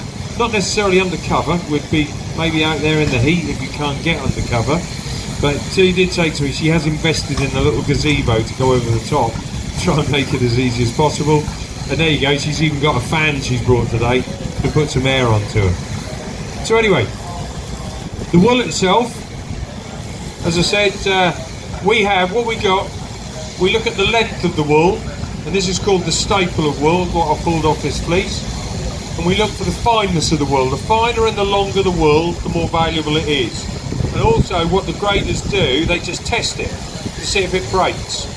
And what that shows is that when the wool is wound and twisted up and made into whatever the product is going to be, if it snaps and breaks, it's poor quality wool. They want it to hold. They want it to hold. So that tells me that's good wool. And that sheep has actually had a good healthy year. Because the wool board chap here this morning, he said when they had the beast from the east in, and the sheep all suffered in that March, when it was really, really cold, all of the fleeces would not hold together, the wool would snap, because the sheep were putting all their energy, not into growing good wool, into keeping warm. So that was showing that the quality of the wool that year was very poor. So on the wool itself, we can, as you can see, some of these fleeces, they're a bit yellow. They've got a bit of yellow, it's called lanolin, it's the grease that the sheep have on them. And when we come to shear, Tilly's shearing year, she'd normally start shearing in March, going through to sort of mid-July, early mid-July, depending on how the weather has got. And what we're trying to do is start with the young females, because they need to grow on, they will grow on better once the wool has been removed. Going on to the lambing flocks and into the late lambers. So you see she's just put that front leg, has gone behind her leg, and that's her anchor. That's how she's holding on to the sheep. She's got her feet underneath, and now that leg will drop down as she works around the sheep, working around the tail as far underneath there as she can nicely reach, because otherwise when you come to the final side, the sheep will be sitting on that wool and it will pull the skin, and it's very difficult to get the blades through. So again, she stood the sheep up, she put her right leg through the back leg of the sheep, and she's pulled the sheep round with her right leg, and she's now facing the machine. Her right knee is just resting on the sheep and holding it into place and rolling the sheep back onto her left leg. And her left foot is right underneath the shoulder there, which stops the sheep from rolling back up and trying to get away from you. So there, it acts like a little wedge. And now once she's got to the shoulder, the head goes between the legs, and she's holding onto it between her legs. And that keeps the sheep in a nice fall away arc that you've got there. Keeps that skin nice and tight. And from that shoulder down to the bottom end, you should normally get it off in about 9 blows, a blow being every time you run the blades across. Well done. We haven't had a round of applause yet, have we, Tilly? Give her a round of applause for that one. We don't shear on days where it's raining, because if the wool is wet, If we pack away wet wool into the bags that we've got behind us, it will go rotten, it will go mouldy. So all it's good for then is the muck heap. So to try and keep the product as good as we can, we always shear the sheep when they're dry. And if we're shearing on a nice day like today where the sheep are warm, that lanolin and grease I was talking about lifts up off the sheep's skin, and it makes it a lot easier to then get the blades through the wool to actually cut the wool off. We shear the sheep once a year, and it's something that we do. It's a husbandry thing, the reason that we do it. There was huge value in wool years ago, and a lot of estates made a lot of money on the value of wool because people were using wool for their clothing. It was one of the main bits of main items that people wore. But now with synthetics and what other countries are pushing into us, wool has not been so readily used, or uses for it. So what we're doing is trying to preserve good wool with by shearing once a year now. The value of this wool, when I'm looking at it, it's around about £1, £1.25 for average wool per kilo, and these fleeces are weighing 2.5 to 3 kilos. So we can say that, you know, the value of the wool is anywhere from about £2.50 to £4 for the fleeces that we're dealing with. But for Tilly to come and do our shearing on a good run day, rather than just a few sheep, she will charge us £2, £1.80 to £2 a sheep to shear it. And by the time the farmers have got the sheep in, this is a bit sort of Jeremy Clarkson really, isn't it? Showing that we're not making any money. But what it is I'm trying to say is there's no value to us as farmers for doing it. We're doing it for the husbandry reasons, for the sheep, because they get problems what's known as fly strike. And fly strike is where the sheep get hot and sweaty, the flies come and lay their eggs on them, and what happens then is once the eggs hatch out into maggots will then crawl across the sheep. It's really, really horrible, and so it's one way of us controlling that happening. But as we're not shearing all the sheep at the same time in the year because there's very few shearers in the country, so what we're doing is we put other things out there as fly repellents to try and keep the flies away until the shearers come to us as farmers. And again, you can see that the wool at the far end there on the neck has got, all this fleece has got a little bit of coloured wool in it.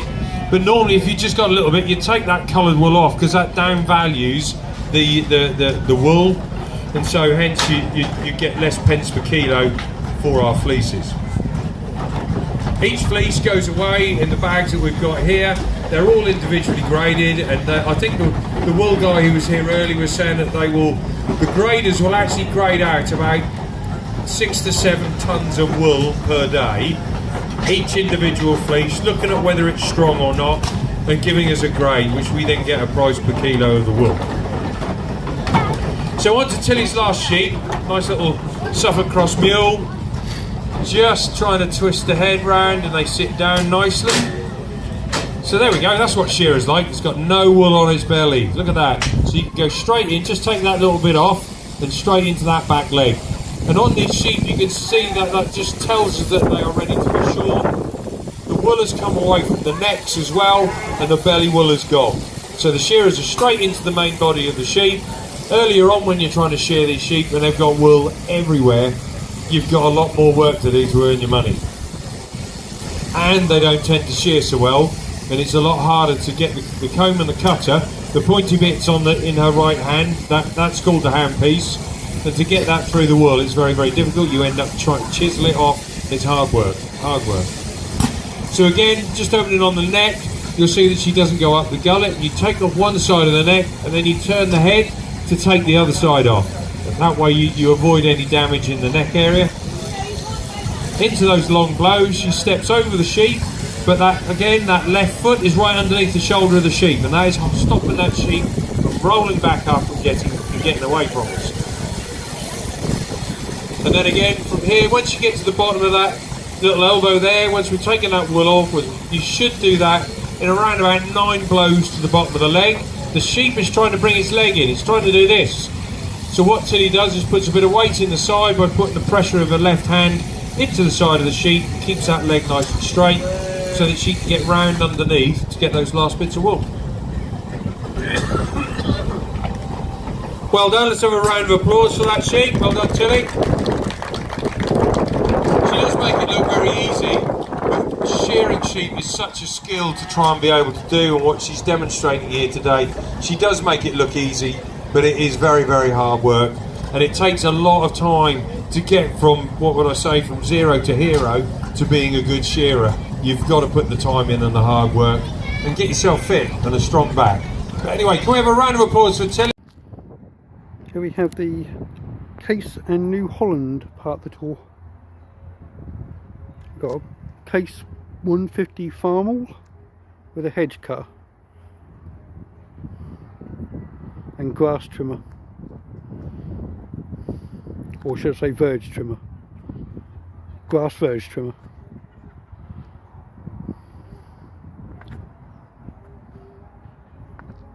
We've obviously got to feature a Richard Western ship walloper.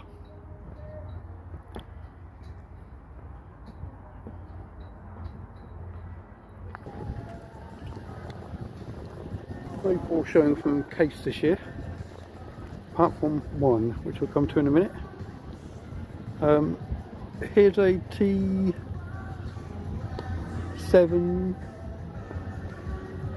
225.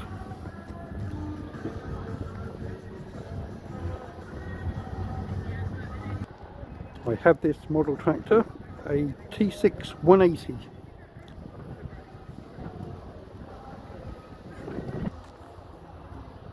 Here we have a New Holland T7 225. This is in the new livery. Really hoping to see a 440.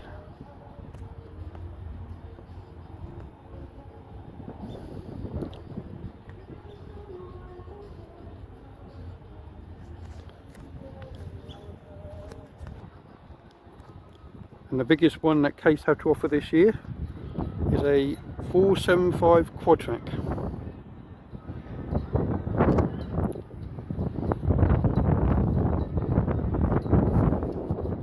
Well, hope you enjoyed that part of the tour, folks.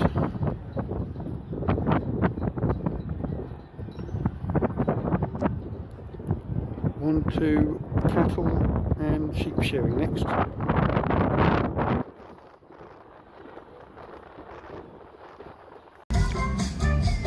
Well, folks, we're now on the fair.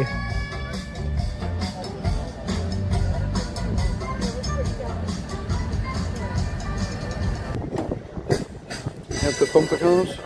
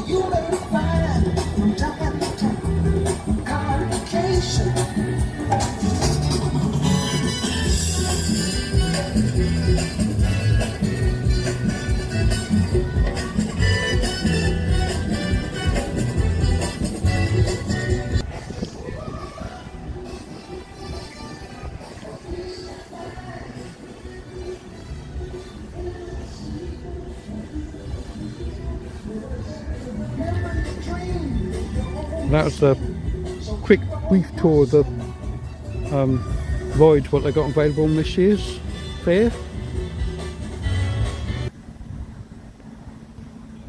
Now we come to the emergency vehicles part of the tour.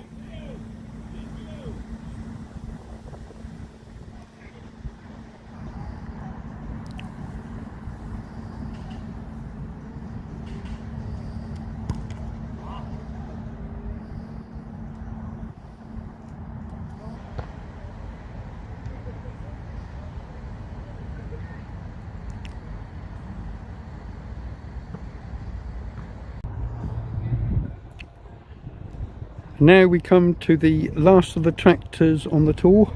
We're up at Ben Burgess. We start with a classic 7810 with a Bunnings ship walloper.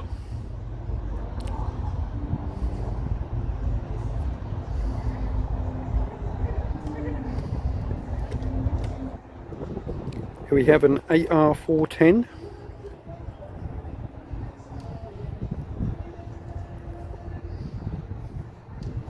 Got an ARX coming up in a minute as well. Here we have a 6R215.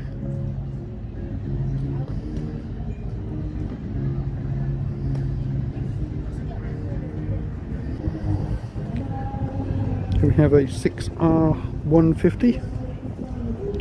And the way you can tell the difference between an M and an R is the fact they've got 3 lights on the top there. And an M has 2, which we'll come on to in a minute. Because here we have a small tractor, it's a 6M125. And as you can see, it's just got the 2 little lights at the top there.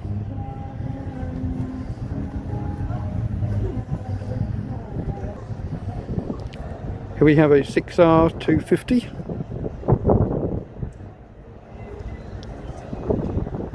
Formerly a 6250R. Want the model of that.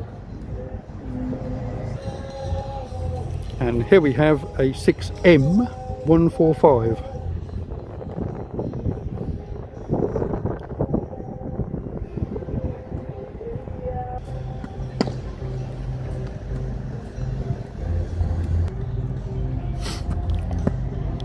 And here we have a Grimmy Veritron potato / sugar beet harvester.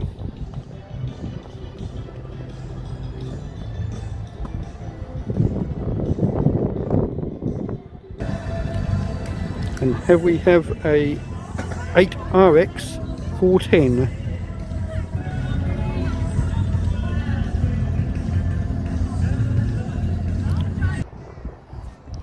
And now for the final tractor on show this year.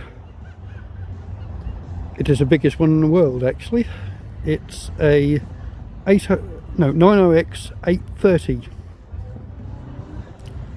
830 horsepower.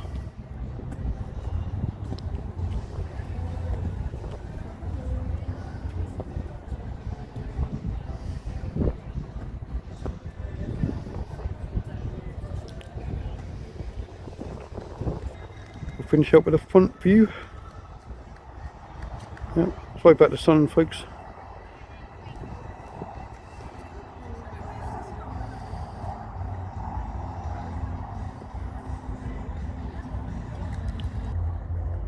I'll get one more shot from this side, and that brings our tractor tour to the close.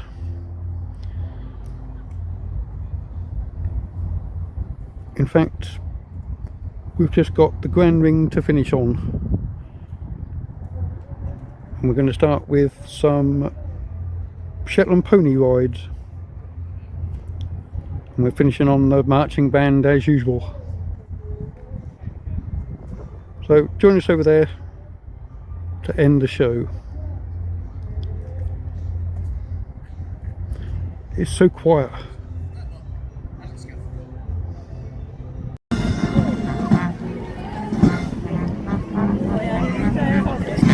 We end the show with the marching band.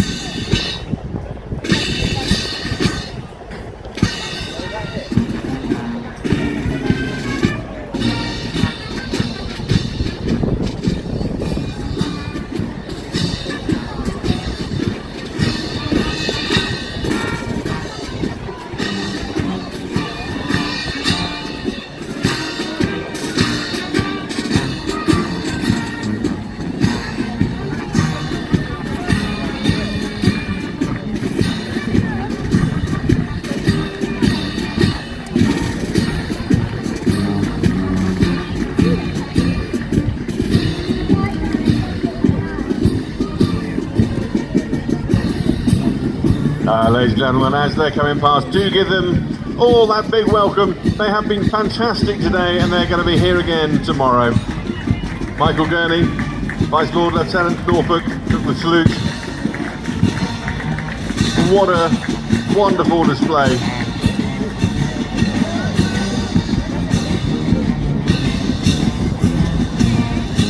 But do hold your seats, ladies and gents, because there is still more to come. The Falcons will be making their way down from the skies in a little while.